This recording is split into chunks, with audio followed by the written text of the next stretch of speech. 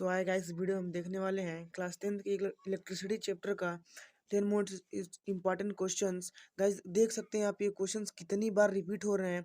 ये वाला क्वेश्चन देखिए कब कब आया है। ये फर्स्ट क्वेश्चन है 2015, 18, 19, ये 15, 16, 18, 16, 16, 17, 20। देख सकते हैं इतनी बार ये सब क्वेश्चन आ रहे हैं गाइस, तो इनको आप जरूर करके जाइएगा और वीडियो को लास्ट तक देखिएगा। सारे क्वेश्चन मोस्ट रिपीटेड क्वेश्चंस हैं। तो चलिए क्वेश्चन 1 से स्टार्ट करते हैं। क्वेश्चन 1 हमारा बोल रहा है, निम्न में से कौन सा विद्युत ऊर्जा का मात्रक है। आपको बताना है, विद्युत ऊर्जा का मात्रक बताना है। तो आप जल्दी से सोच के आंसर बताइए। हमारा विद्युत ऊर्जा का मात्रक जो होता है ना, विद्युत ऊर्जा का मात्रक वाट सेकेंड होता है। क्या होता है? विद्युत ऊर्जा का मात्रक वाट सेकेंड होता है। एक अश्व शक्ति में आपको बताना है कि कितने वाट होते हैं। वाट ऑप्शन में दिया हुआ है, तो हमारा आंसर से हो जाएगा 746 वाट, क्योंकि एक अश्व शक्ति में 746 वाट होता है। एक इलेक्ट्रॉन वोल्ट तुल्य होता है। आपको बताना है एक इलेक्ट्रॉन वोल्ट कितने के तुल्य होता है, कितने के बराबर होता है, मतलब कितना होता है एक इलेक्ट्रॉन में कितना वोल्ट होता है। ठीक है, एक इलेक्ट्रॉन वोल्ट किसके बराबर होता है, तो इसका आंसर आप सोच के बताइए। तो इसका आंसर हो जाएगा 3.6 इंटू 16 जूल। ओके, इसका आंसर क्या हो जाएगा? 3.6 into 10 16 joule. Okay, next question है। नेक्स्ट क्वेश्चन क्या बोल रहा है, आगे पढ़ते हैं। बिजली के बल्ब का फिलामेंट किसका बना होता है। गाइस ये देखिए कितना ज़्यादा इंपॉर्टेंट क्वेश्चन है ये। यहाँ पे 2016, 17, 20 तीन बार ये पूछा गया है। तो बल्ब का जो फिलामेंट होता है वो टंगस्टन का बना होता है। ठीक है, उसके बाद क्या होता है, फ्यूज को युक्ति के साथ कौन से क्रम में जोड़ा जाता है। इसका मतलब ये बोल रहा है कि फ्यूज को जब युक्ति के साथ जोड़ा जाता है तो वो समांतर क्रम में जोड़ा जाता है या श्रेणी क्रम में जोड़ा जाता है। फ्यूज तार को श्रेणी क्रम में जोड़ा जाता है। किस क्रम में जोड़ा जाता है? फ्यूज तार को श्रेणी क्रम में जोड़ा जाता है। नेक्स्ट क्वेश्चन है, अमीटर को परिपथ में सदा कैसे संयोजित किया जाता है। अमीटर जो है आपको पता होना चाहिए। अमीटर किसका मात्रक है, कि किसको नापता है अमीटर? अमीटर नापता है विद्युत धारा को। किसको? विद्युत धारा को। और इसको हमेशा हम श्रेणी क्रम में संयोजित करते हैं। ठीक है, नेक्स्ट क्वेश्चन है, बिंदुओं के बीच विभवांतर कैसे प्रकट किया जाता है। बिंदुओं के बीच विभवांतर, यहाँ पे हमको विभवांतर भी का फार्मूला बताना है। तो V equal to W by Q होता है। ये नहीं होता है, ये नहीं होता है। नेक्स्ट क्वेश्चन है हमारा, सुचालक के एक बिंदु से दूसरे बिंदु तक सुचालक के एक बिंदु से दूसरे बिंदु तक एक कूलम आवेश को ले जाने पर किया गया कार्य क्या कहलाता है। सुचालक के एक बिंदु से दूसरे बिंदु तक एक कूलम आवेश को ले जाने पर जो कार्य किया गया कार्य कहलाता है, वो क्या कहलाता है? वो विभवांतर कहलाता है। वही तो पोटेंशियल डिफरेंस होता है, क्योंकि एक कूलम आवेश को ले जाने में जो कार्य होता है उसको विभवांतर बोला जाता है। नेक्स्ट क्वेश्चन है कि एक आवेशित सुचालक का विभव 10 वोल्ट है। क्या हुआ है यहाँ पे, हमें क्या दिया हुआ है? एक आवेशित सुचालक का विभव भी क्या है? 10 वोल्ट है हमारे पास। और इसके एक बिंदु से दूसरे बिंदु तक एक कूलम को ले जाने में किया गया कार्य, तो हमें और क्या मालूम है? क्यू मालूम है। क्यों क्यू कितना मालूम है? 1 कूलम मालूम है। और हमको क्या निकालना है? हमको निकालना है वर्क। वर्क निकालना है हमको। तो वर्क का फार्मूला क्या होता है आपको यहाँ पे देखना पड़ेगा। तो चलिए हम आपको यहाँ पे फिर एक बार लिख लेते हैं इसको।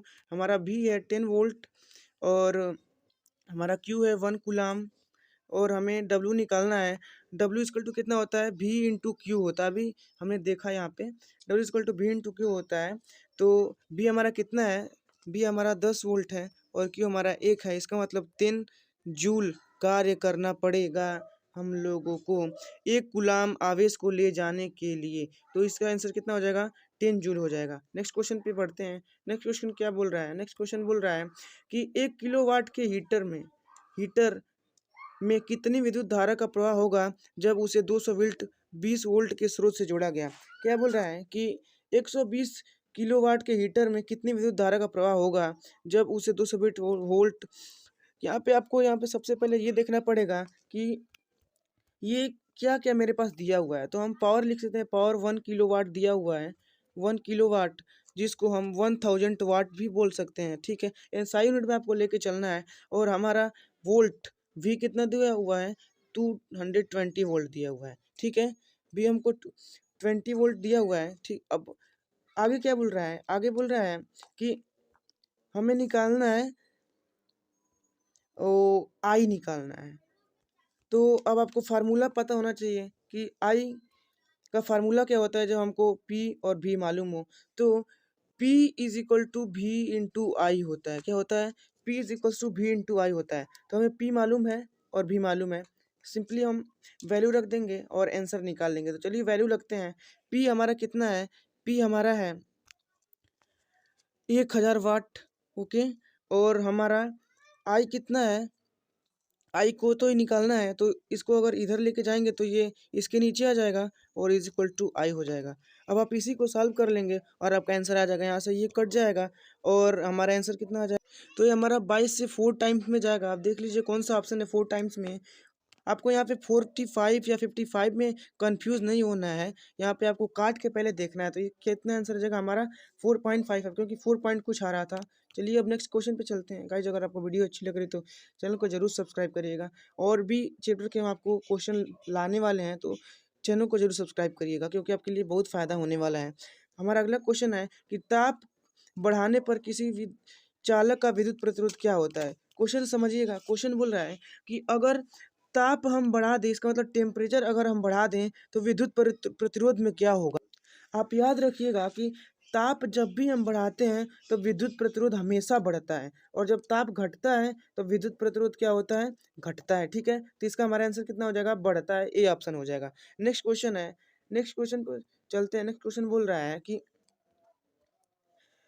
समान वैद्युत शक्ति के तापदीप्त बल्ब तथा हीटर में किससे प्रकाश अधिक होता है? अब इसको क्वेश्चन को आप समझेंगे तो क्वेश्चन का आंसर निकाल सकते हैं, अगर आपको थ्योरी मालूम होगी तो। क्या बोल रहा है कि समान विद्युत शक्ति के, मतलब विद्युत शक्ति जो है, पावर हमारा है वो समान है, कि तापदीप्त बल्ब तथा हीटर में किससे प्रकाश अधिक होगा। तो पावर जो है समान है और इसको बल्ब में यूज किया जा रहा है और हीटर में यूज किया जा रहा है, तो किससे आपका जो प्रकाश होगा अधिक होगा। तो आपको यहाँ पे कंफ्यूज नहीं होना है। जो प्रकाश सबसे अधिक होगा ना, वो बल्ब से ही होगा। कई लोग हीटर लगा के चले जाएंगे, लेकिन ये गलत होगा। आपको समझना है पॉइंट्स को, उसके बाद ही आंसर देना है। तो आंसर क्या हो जाएगा? बल्ब हो जाएगा। चलिए नेक्स्ट क्वेश्चन पे बढ़ते हैं। नेक्स्ट क्वेश्चन क्या बोल रहा है कि किसी तार की लंबाई उसकी आरंभिक लंबाई का 3 गुना करने पर उसका प्रतिरोध कितना हो जाएगा? तो तार की लंबाई अगर प्रारंभिक लंबाई की 3 गुना कर दे तो प्रतिरोध कितना हो जाएगा? 3 गुना हो जाएगा। वैसे तो आप इसको R equal to rho L by A के फार्मूला से लगा सकते हैं, लेकिन ये 1 मार्क्स क्वेश्चन है तो आपको थोड़ा समय यहाँ पे नहीं देना है। और वैसे ही जैसे मन करे वैसे लगा सकते हैं। अगर 2-3 मार्क्स में होगा तो आपको फार्मूला अप्लाई करना पड़ेगा, और अगर एमसीक्यू में है तो आप ऐसे भी क्वेश्चन को लगा सकते हैं। ठीक है, चलिए नेक्स्ट क्वेश्चन देखते हैं। हमारा ये लास्ट क्वेश्चन है। अगर आपको वीडियो अच्छी लग रही है तो जरूर वीडियो को लाइक करिएगा और चैनल को जरूर सब्सक्राइब करिएगा। चलिए 200 वोल्ट 10 वाट बल्ब को 100 वोल्ट पर प्रयोग किए जाने तो बल्ब की शक्ति क्या होगी? क्या बोल रहा है क्वेश्चन? क्वेश्चन को एक बार और बढ़िया से पढ़िएगा। 200 वोल्ट 100 वाट बल्ब को 200 वोल्ट 100 वाट बल्ब को 100 वोल्ट पर प्रयोग किया जाए तो बल्ब की शक्ति क्या होगी? हमको यहाँ पे पावर निकालना है। तो आप जब भी क्वेश्चन आए फिजिक्स में, तो आप देखिएगा कि हमें क्या क्या मालूम है, उससे निकालना क्या है। सब चीज़ पहले लिख लीजिएगा। तो अगर आप 200 वोल्ट या 100 वाट बल्ब को 100 वोल्ट पर प्रयोग करते हैं तो आपकी जो पावर होगी, पावर हो जाएगी 25 वाट। कितनी हो जाएगी? 25 वाट। तो गाइज ये थे हमारे इंपॉर्टेंट क्वेश्चन जो